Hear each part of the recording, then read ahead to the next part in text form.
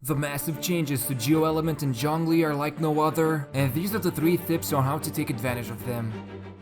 The most anxious waiting period is over, and Zhongli has received a massive facelift to all of his abilities that surprisingly don't require you to adapt if you already have him, and everything that he has to offer can either be used immediately or can be enhanced even further. And probably the most important thing that completely elevates his playstyle is the overhaul to his elemental skill, which now produces a pillar when you hold down the skill, and after testing him out, there's almost no need to use the pressed version of the skill, since the most important thing is the Jade Shield, while the pillar itself is just a nice damage bonus. And the thing that makes the Jade Shield completely insane is that you can reduce all of enemies' resistances by 20% if you stand close to them, essentially upping your damage without too much effort that persists for a pretty long time, since the shield can absorb a lot of damage. And to make things even better, Zhongli becomes more resistant to interruptions while he's casting the shield, and the pillar appears right in front of him, which can stop some of the attacks coming directly at him. So his playstyle right now demands you to keep up the Jade Shield as often as possible and take advantage of it by using characters which are excellent at close combat. Then there's a chunky upgrade to Zhongli's damage output, which now adds additional damage to everything he does based on the percentage of his maximum health, and after using it with several builds, one of which involved going heavy on HP, while the other one in the more traditional route of a damage support, both of them perform really well. While it's hard to say without very extensive testing which build performs better, it's clear that even using a dedicated health build works well, and on the bright side, it also makes the Jade Shield absorb even more damage. But one perspective that's important to take in would be the fact that Zhongli has the best use of artifact substats out of all characters, and that's because besides defense and elemental mastery, everything else only makes him stronger, which means if you have an artifact with health substats, you're actually increasing his damage output and the absorption rate of his shield, and you don't necessarily need to focus on obtaining health substat, but the importance here is that it's not useless as having a health on someone like Xiao or Razor when speaking purely in terms of damage output. And it's actually pretty insane how much he has skyrocketed as a support damage dealer, while previously he was definitely good at keeping the team alive and spamming his burst was the main damage output strategy. Right now, anything he does will deal significant damage, and there's barely any characters who can reduce enemy resistances without constellations, not to mention he reduces every single element's resistance, and this can be done by only having a single copy of him. Now obviously, because he is from the Geo element, the same drawbacks haven't gone away, and he won't cause any offensive elemental reactions when using him, nor has anything changed in terms of shield breaking, but because you can easily reduce the enemy's resistance by having his Jade Shield on, this would mean for any of your teammates, he provides an indirect way of boosting their damage by reducing whole enemy's resistance with his Jade Shield, and what's even better, using him with any elemental damage dealer while he has Archaic Petra equipped is an even bigger damage increase in team's overall damage output. Also, if you want to see damage comparison between several Zhongli builds, we are currently running tests and sharing them on Twitter, so make sure to go and follow us there as well. So it goes without saying that Zhongli has become pretty ridiculous, and by taking all of these changes and adapting them into his new playstyle, you're surely going to make your next runs in the Abyss a lot easier. But Zhongli doesn't stop there, and instead of just buffing himself, he has also ascended the whole Geo element with this next change.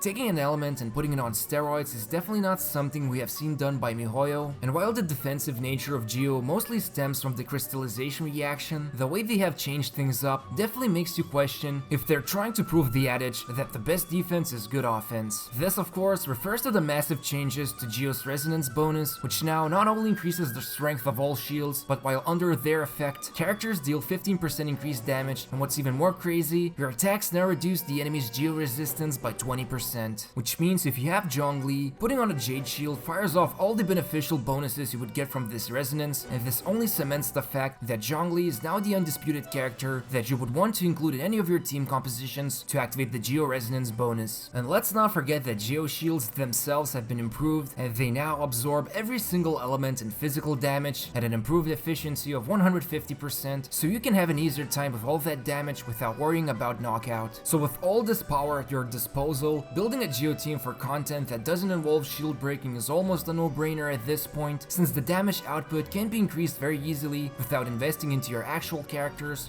thanks to so many bonuses you get when you have a shield. However, the key point here is that you still need to have a shield on your character in order to take advantage of all the awesome things this resonance bonus offers. Obviously, the damage will be slightly lower because without a shield, you lose out on the damage bonus the resonance provides, but at least in all of the chaos during the battle, you can count on the resonance debuff working working pretty consistently. So in short, the resonance bonus changes to Geo are definitely a welcome addition to the game, and you can start taking advantage of them by following the simple routine of putting on a shield, damaging every enemy in sight, and then unloading your strongest Geo attacks while they have their resistance reduced. The only question remains, what else is there left for Geo in this brave new world of 1.3 update?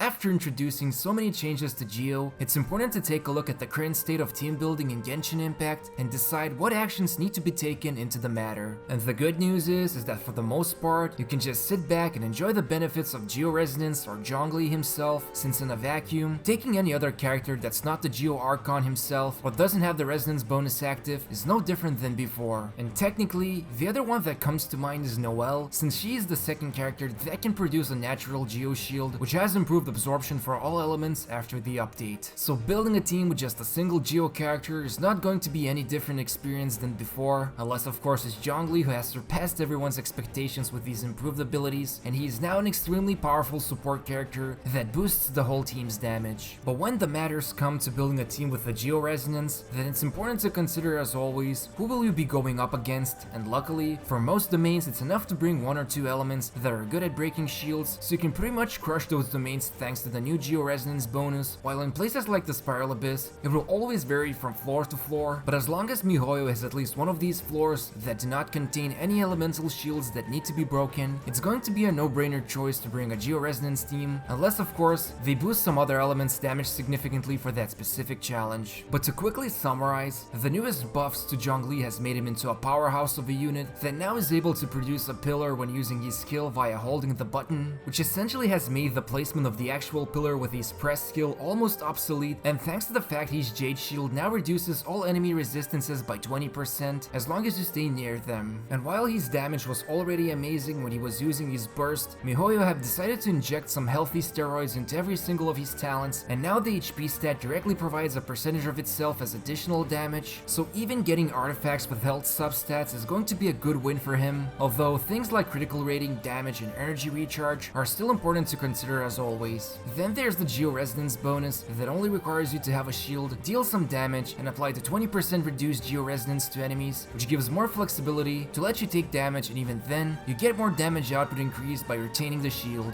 Finally, the team building options haven't changed much, but it's now a pretty good idea to start bringing teams with Geo Resonance to places that don't require too much shield breaking, since it's very hard to ignore such a strong boost in damage just from having an active resonance. Not to mention, nearly every Geo character can produce consistent and powerful damage without too much effort.